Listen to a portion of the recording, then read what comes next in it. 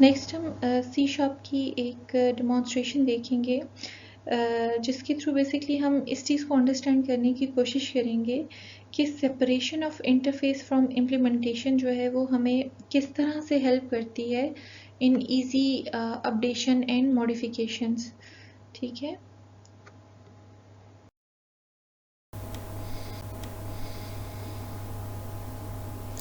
Okay next हम एक example के साथ जो है separation of interface from implementation और उसके एडवांटेजेस को समझने की कोशिश करते हैं। ठीक है, यहाँ पे मेरे पास एक एप्लीकेशन है सिंपल सी, जिसमें बेसिकली क्या है कि मेरे पास एक क्लास है। ठीक है, ये देखिए सॉर्ट क्लास है। ठीक है, ये सॉर्ट क्लास जो है बेसिकली ये क्या काम कर रही है कि ये जो सॉर्ट क्लास है इसमें मेरे पास एक पब्लिक फंक्शन है। ठीक है, और ये क्या काम कर रहा है, ये एक एरे लेगा इंटीजर्स की। ठीक है, और उसके ऊपर ठीक है ये यहाँ पे जो है वो बेसिकली क्या है, करंटली ये अप्लाई कर रहा है इस पे बबल सॉर्ट। ठीक है, आई होप कि आपने बबल सॉर्ट जो है वो प्रोग्रामिंग फंडामेंटल्स में पढ़ा होगा। ठीक है, ये सॉर्टिंग का एक एल्गोरिथम है जो बेसिकली जिसके थ्रू आप वैल्यूज़ को असेंडिंग या डिसेंडिंग ऑर्डर में सॉर्ट कर सकते हो। ठीक है, एक एरे के अंदर जितनी भी वैल्यूज़ हैं, और यहाँ करंटली ये जो कोड है हमारा ये क्या करेगा, ये वैल्यूज़ को जो है वो असेंडिंग ऑर्डर में, ठीक है, मीन्स के smaller first and then greater and so on, तो उस जो है वो बेसिकली वैल्यूज़ को जो है वो असेंडिंग ऑर्डर में सॉर्ट करेगा, ये जो एल्गोरिथम है, और ये बबल सॉर्ट का एल्गोरिथम है। ठीक है, हम इस एल्गोरिथम की डिटेल में नहीं जाते। एनीवेज ये सिर्फ आप ये जहन में रखो कि ये एल्गोरिथम जो है ये बबल सॉर्ट का है। ये जो सॉर्ट फंक्शन है यहाँ पे हमारे पास इस क्लास सॉर्ट में, ठीक है, ये इस वक्त जो है बबल सॉर्ट को यूज़ करते हुए जो एरे हम इसको पास करेंगे, ठीक है, वो उसको सॉर्ट करेगा। ठीक है, सॉर्ट मीन्स की वैल्यूज़ को जो है एक असेंडिंग ऑर्डर में सेट करके यहाँ पे ये इसको रिटर्न कर देगा। ठीक है, अब हम अपने फॉर्म पे आते हैं। यहाँ पे हमारे पास एक सिंपल सॉर्ट का बटन है। ठीक है, हम इसको प्रेस करके देखते हैं तो यहाँ पे आप देखो कि क्या है, बेसिकली हम यहाँ पे ना एक एरे दे रहे हैं। ठीक है, ये देखो एक एरे है जिसमें हमारे पास अनसॉर्टेड वैल्यूज़ हैं। ठीक है, कोई सीक्वेंस में नहीं है, बड़ी कुछ ग्रेटर वैल्यूज़ यहाँ पे आ रही हैं, फिर smaller greater and so on. ठीक है, ये अनसॉर्टेड वैल्यूज़ हैं एक एरे के अंदर। ठीक है, और आप देखो ये एक एरे है अनसॉर्टेड एरे, और ये फॉर लूप है जिसको हम यूज़ कर रहे हैं ताकि हम ये जो हमारी अनसॉर्टेड एरे है जो कि हमारी इनपुट एरे होगी। ठीक है, ये इनपुट एरे देखो एक स्ट्रिंग है, तो हम 1 बाय 1, क्योंकि आप जानते हो कि एरे को हम डायरेक्टली डिस्प्ले नहीं करवा सकते लेबल में, तो हम 1 बाय 1 जो है उसकी वैल्यूज़ को इस स्ट्रिंग में ऐड करके फिर हम देखो एक कॉमा के साथ कंकैटिनेट कर रहे हैं।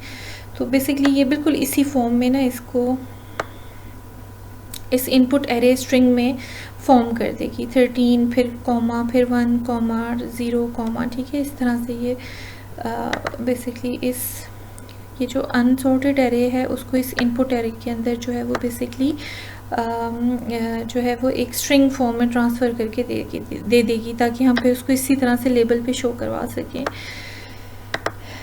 ठीक है, नेक्स्ट आप देखो ये सॉर्ट जो हमारी क्लास है जो भी हमने डिस्कस की उसका हमने यहाँ पे एक ऑब्जेक्ट क्रिएट किया सॉर्ट। ठीक है, और यहाँ पे आप देखो कि हम सॉर्ट जो ऑब्जेक्ट है उसको लेते हुए हम जो है करंटली आप देखो कि क्या है कि ये जो हमारा, ठीक है, ये सॉर्ट क्लास का जो सॉर्ट ऑब्जेक्ट है, आप देखो कि इसको ये सिंपली एक ही मेथड एक्सेसिबल है। ठीक है, और ये क्या है, ये देखो सॉर्ट वैल्यूज़ एक फंक्शन है जो एक एरे ले रहा है और इस एरे को सॉर्ट करके एरे रिटर्न कर रहा है। ठीक है, करंटली हमें यहाँ पे आउटसाइड द क्लास सिर्फ इसकी इंटरफेस एक्सेसिबल है। ठीक है, और इसकी इंटरफेस सिंपली एक फंक्शन पे फॉर्म कर रही है जो कि सॉर्ट वैल्यू, जो कि आप देखो हमने यहाँ पे इसको ना यूज़ भी कर रहे हैं। ठीक है, तो ये फंक्शन क्या करेगा, ये जो हमारी अनसॉर्टेड एरे यहाँ पे हमने ये क्रिएट की है इसको सॉर्ट करके इस सॉर्टेड एरे के अंदर स्टोर करवा देगा। ठीक है, और फिर अगेन देखो हमें पता है कि जो एरेज़ हैं उनको डिस्प्ले करवाने के लिए हमें हमेशा जो है वो लूप्स को यूज़ करना पड़ता है। तो यहाँ पे देखो अगेन क्या है कि ये स्ट्रिंग है हमारे पास आउटपुट एरे, ठीक है, और उसमें 1 बाय 1 सॉर्टिंग के बाद हम वैल्यूज़ को यहाँ पे स्ट्रिंग में ऐड करके इस आउटपुट एरे स्ट्रिंग में हम स्टोर करवा देंगे। और फाइनली फिर क्या है कि ये लेबल मैसेज डॉट टेक्स्ट, ठीक है, ये लेबल मैसेज जो है हमारे पास फॉर्म पे बेसिकली यहाँ से मैं आपको दिखा देती हूँ, ठीक है, ये लेबल मैसेज यहाँ पे है, ठीक है। तो ये बेसिकली यहाँ पे फिर फॉर्म पे बाद में ना ये दोनों जो एरेज हैं, पहली इनपुट एरे जो कि अनसॉर्टेड होगी और फिर जो आउटपुट एरे जो कि सॉर्टेड होगी वो शो करवा देगा, ठीक है। तो करंटली आप देखो ये हमारी इनपुट एरे है 13 1 0 10 4 2 177 एंड 3, ठीक है। इसको मैं एग्जीक्यूट करके आपको दिखाती हूँ।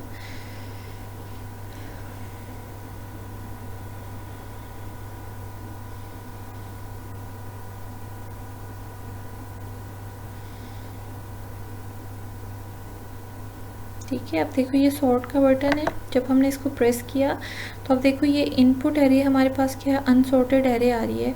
और ये जो सॉर्टेड एरे है यहाँ पे क्या है कि ये बबल सॉर्ट के थ्रू सॉर्ट होके हमें अब देखो ये सॉर्टेड एरे मिल रही है, ठीक है। ओके, अब हम देखते हैं कि separation of interface from implementation जो है वो हमें इस स्पेसिफिक सिनेरियो में जो है वो कैसे हमारे लिए हेल्पफुल हो सकता है, ठीक है।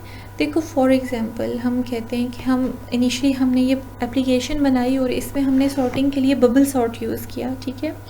लेकिन ओवर द टाइम क्या है कि हमारी एरेज़ का साइज़ बढ़ता गया और हमने महसूस किया कि ये बबल सॉर्ट जो है ये हमारे लिए सही काम नहीं कर रही है, ठीक है। जब हमारी एरे के अंदर वैल्यूज़ जो है व्हेन दे आर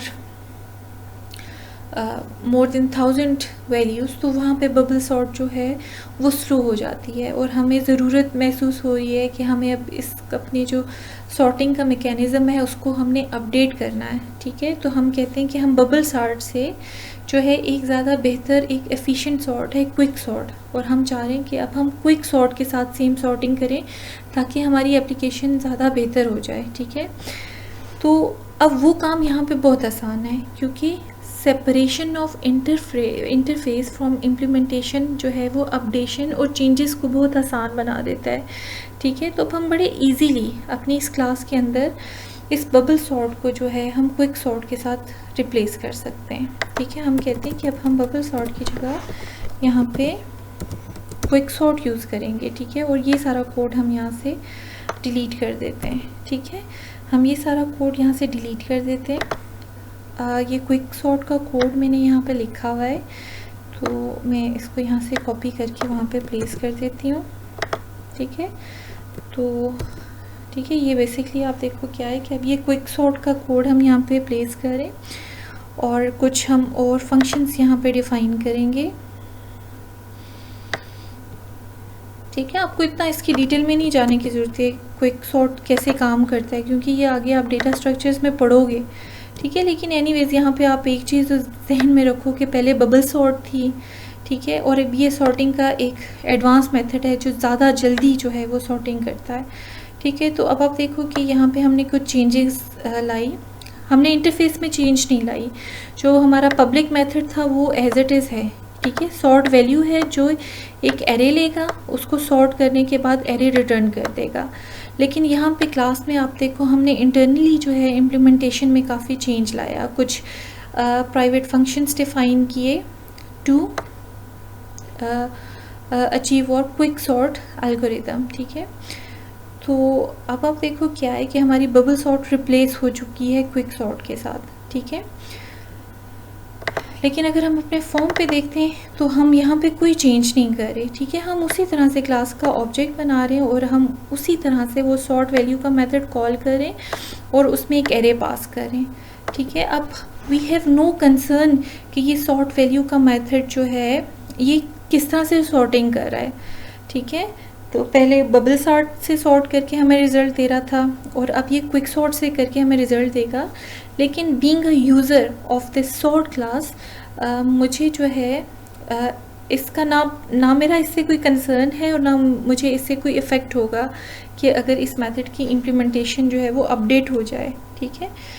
तो अब आप देखो कि हम इसको रन करते हैं।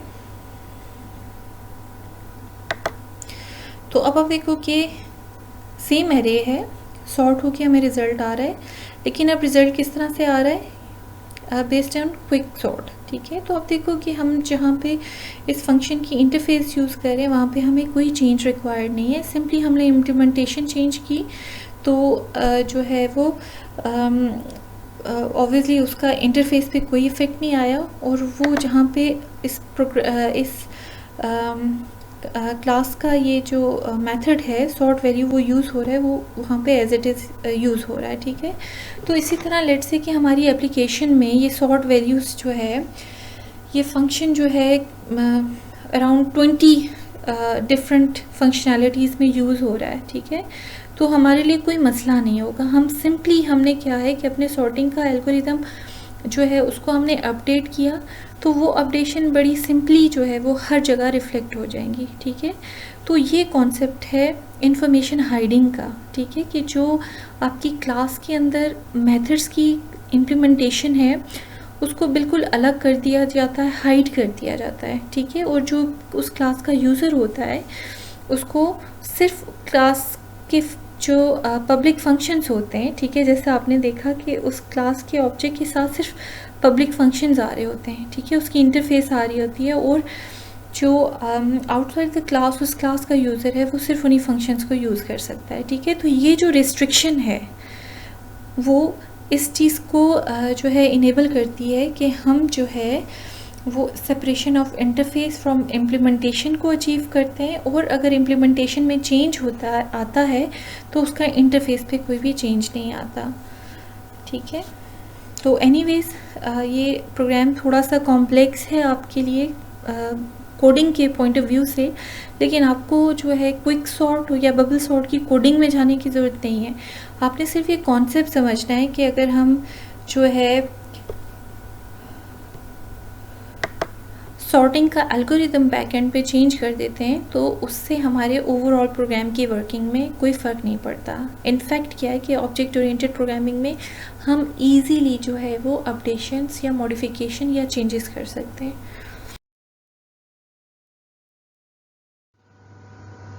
ओके, अब हम इंफॉर्मेशन हाइडिंग के एडवांटेजेस को सम अप करते हैं, ठीक है।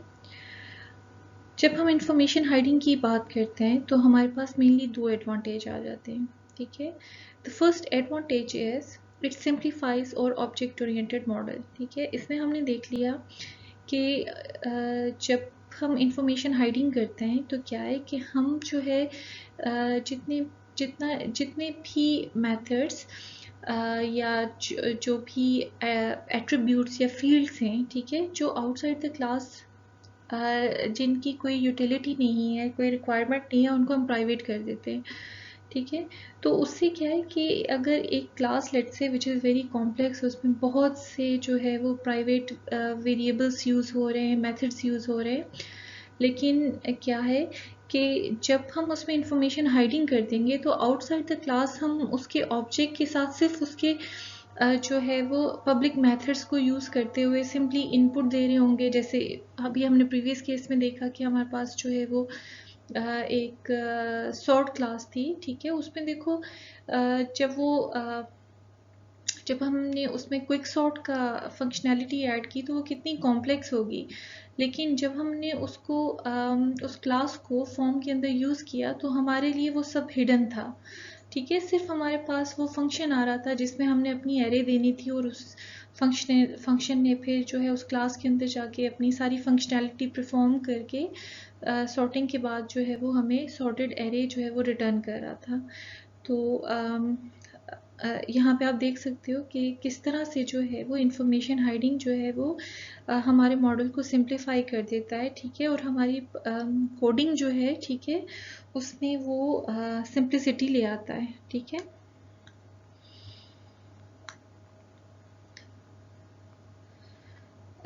And the second advantage is it is a barrier against change propagation, ठीक है। जो वो ये भी जो एडवांटेज है वो हमने थोड़ी प्रीवियस सी शार्प की डिमॉन्स्ट्रेशन में देखा, जिसमें हमने देखा कि हम अगर लेट्स से कि हमने बबल सॉर्ट को क्विक सॉर्ट से रिप्लेस कर दिया, ठीक है, तो वो चेंज कहीं और प्रोपगेट नहीं हो रहा, सिर्फ वो उसी क्लास तक लिमिटेड है, ठीक है।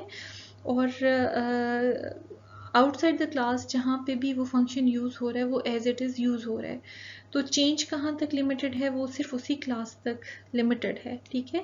तो इस तरह से क्या है कि ये जो इंफॉर्मेशन हाइडिंग है और इसकी जो ये करेक्टरिस्टिक है कि हम इम्प्लीमेंटेशन को जो है वो इंटरफेस से अलग कर देते हैं, तो वो हमें इनेबल करती है कि हम जो है वो जो चेंज है हमारा वो सिर्फ विद इन दैट इम्प्लीमेंटेशन ही अकर होता है, ठीक है, और वो फिर ओवरऑल सब एप्लीकेशन में विदाउट एनी चेंज जो है वो रिफ्लेक्ट होता है, ठीक है। मीन्स कि अगर आपने क्लास में चेंज किया है तो वो चेंज प्रोपगेट नहीं होगा आपके बाकी एप्लीकेशन में, आपको कहीं और चेंजिंग रिक्वायर्ड नहीं होगी, ठीक है। वो चेंज सिर्फ वहीं आपने क्लास में किया और बाकी सब जगह जो है वो विदाउट एनी अपडेशन रिफ्लेक्ट होगा, ठीक है। तो बेसिकली ये दो मेन एडवांटेजेस हैं इंफॉर्मेशन हाइडिंग के।